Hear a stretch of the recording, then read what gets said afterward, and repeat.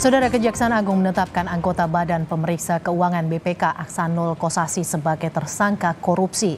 Ia diduga menerima uang 40 miliar rupiah terkait kasus pengadaan menara BTS 4G Kominfo. Anggota Badan Pemeriksa Keuangan BPK Ahsanul Kossasi ditetapkan sebagai tersangka korupsi pengadaan menara BTS 4G Kominfo yang sebelumnya juga menjerat mantan Menkominfo Johnny G. Plate. Kejaksaan Agung menyebut uang 40 miliar rupiah diterima Ahsanul Kossasi dari terdakwa Irwan Hermawan melalui Windy Purnama dan Sadikin Rusli di sebuah hotel di Jakarta pada Juli 2022. Kejaksaan Agung masih mendalami aliran uang itu. Ahsanul dijerat pasal dugaan gratifikasi.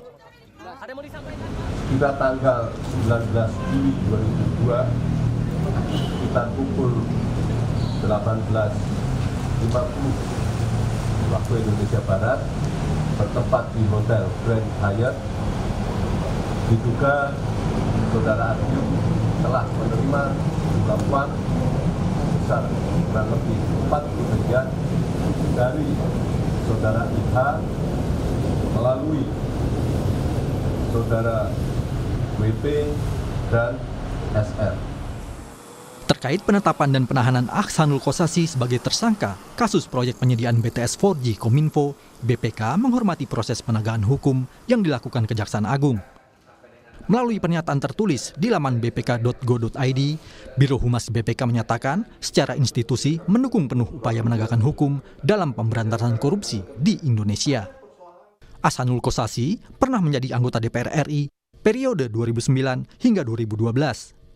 Ia lalu menjabat sebagai anggota 8 BPK tahun 2014 hingga 2017 dan anggota 3 BPK RI tahun 2017 hingga saat ini. Ahsanul juga merupakan Ketua Umum Garuda Tani Nusantara sejak 2008 hingga saat ini dan merupakan pemilik klub sepak bola Madura United.